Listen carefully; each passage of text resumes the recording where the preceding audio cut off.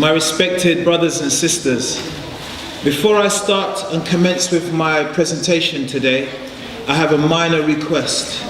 A request from the brothers and a request for the sisters. For the brothers, can I ask you all to come downstairs, please? Come down. Come forward.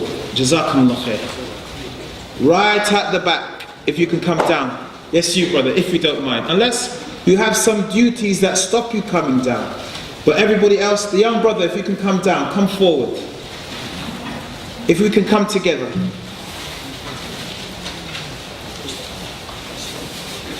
As for the sisters, I notice that the sisters are eating, and I'm assuming that maybe they assumed it was a lunch break.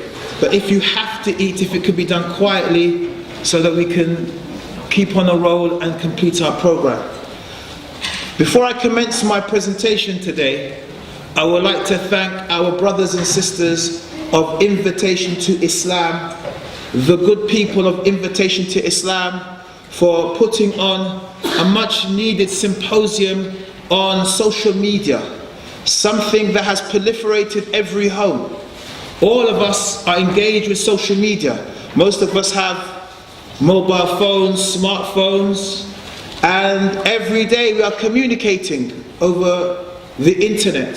So social media is a very important topic, especially for us as people who strive on a daily basis to try to get close to Allah subhanahu wa ta'ala and to follow the way of His beloved messenger Muhammad ibn Abdullah sallallahu alayhi wasallam. Salutations and peace of Allah be upon him. My topic is about a very important topic. It is about what is known as Takfeeris, those people who go into extremes in declaring Muslims to be apostates, and how these people use social media to put across their message.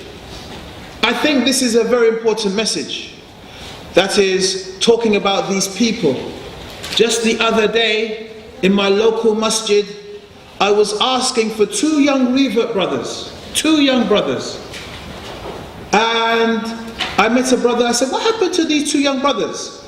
A couple years ago I had some books and I put them into storage, and some of the brothers helped me put these books into storage, and they were amongst them. This brother informed me that these two brothers, they traveled to Syria to fight for the so-called Islamic State, and they were killed in battle. So the threat of ISIS is not something far away in the media. The threat of ISIS is something on our doorsteps, taking away our youth, our leaders. People like myself who are in their 40s, we are traveling towards the ultimate destiny of death, where most of you here, you brothers and sisters, you are the leaders of the future. In a few years, upon your shoulders will be leadership of the Muslims in this country. But sadly to say, and it is scary to say, if things continue as they are, there will be a shortage of brothers and sisters, because many of them would have gone into a fasad, corruption, and not jihad in Iraq and in Syria. So with this being said as my introduction, I would like to begin. When we talk about those people who declare Muslims to be apostates, to be kuffar, this ideology started with the first schism in Islam, the first sect that left the main body of Islam. Abu Sa'id al-Khudri, that noble and illustrious companion, he said in a hadith that has been collected by Al-Imam Muslim, that the Prophet sallallahu alaihi wasallam said, تكون في أمتي فريقتين فتخرج من بينهما مارقة يلي قتلهم أولاهم بحق. The Prophet said, there will be two groups in my ummah. The ummah will be two groups, and there would emerge a third group, another group from between these two groups. And this group, this party who is nearest to the truth will kill them, because this group, the third group that leaves, is a group of dissension and schism, causing schism, Muslims to be separated and to split apart. This third group historically has been called the Khawarij. From today, we no longer call these people Takfeeris. We will no longer call them jihadis, but we shall refer to them what the ulama call them. They called them al-Khawarij. The word Khawarij as a linguistic term comes from the Arabic word kharaja yakhruju. Kharaja yakhruju, which means to go. So if we say Ahmed left, we say kharaja Ahmed. Ahmed, he left. So kharaja means to leave, or to depart, or to go. The ulama of Islam have explained to us why they were called Khawarij. From amongst them, Abu al-Hasan al-Ash'ari in his book Maqalat al-Islamiyyin. A side point here, I will be asking people questions, both brothers and sisters. So I'm expecting people to make notes. You are young people, so maybe you can make mental notes. You can memorize, unlike myself. But I'm going to be asking, brother, sister, questions, and for you to answer the questions. Okay. So I'm expecting everybody, because there's a lot of information today. I'm expecting people to take notes. Some of the brothers over here, mashallah, taking notes. So it's important that we take notes. Abu al-Hasan al-Ash'ari in his book Maqalat al-Islamiyyin, he says, وَالسَّبَبُ الَّذِي سَمُّوا لَهُ خَوَارِجْ. And the reason that they were called Khawarij, خُرُوجُهُمْ عَلَى عَلِي بِنْ أَبِي طَالِبٍ. They're going against, revolting, leaving Ali bin Abi Talib, who was the Khalifa radiallahu anhu of that time. So at the time of Ali, this group emerged that left him, refused to take him as the Khalifa, and in the end, they killed him as they killed Uthman before him. So who are the Khawarij? What are their main beliefs?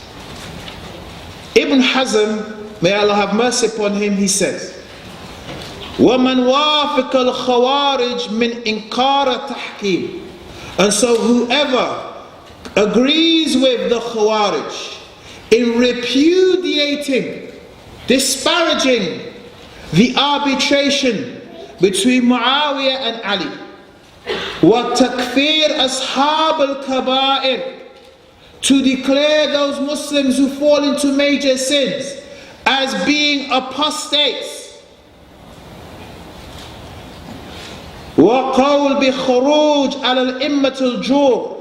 And they state and they say it is permissible to revolt against the unjust ruler. وَأَنْ أَصْحَابَ الْكَبَائِرِ مُخَلِّدُونَ فِي النَّارِ. And that the person who falls into a major sin is forever and eternally in the hellfire. فَهُوَ خَارِجِي. Then that person is declared to be a Khariji. So here we see a number of things. One, that who agrees with them in repudiating the arbitration between Muawiyah and Ali, may Allah be pleased with them both, and they declare the Muslim who falls into major sins to be an apostate, they have left Islam.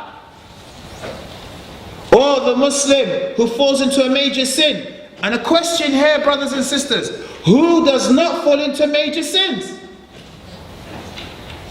So the person who falls into major sins, they declare that person to be an apostate, they have left Islam. Also, the person who falls into a major sin, not only is in this dunya the hukum that they are apostates, they have left Islam, but in the akhirah, the afterlife, according to these people, the Muslim who falls into major sin is forever and eternally in the hellfire.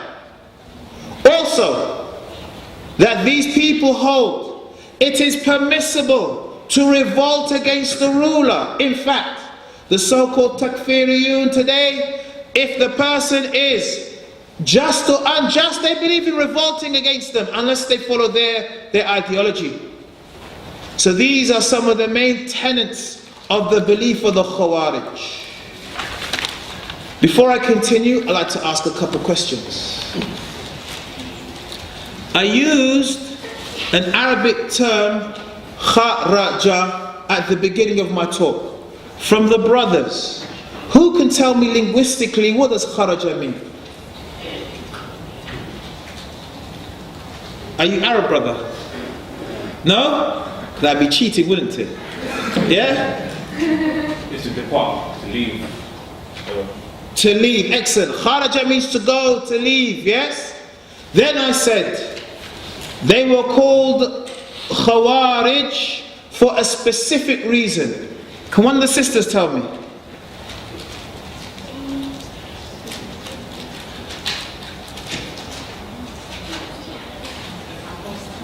Any sister can say. Sorry? No, Umar, but good try. Excellent. They left Ali radiallahu anhu. Kharaja ala Ali. They revolted against Ali bin Abi Talib, who was the Khalifa of that time. Another question. From the tenets of the belief of the Khawarij, what are the tenets of the belief of the Khawarij? You have two brothers, then two sisters. Brother.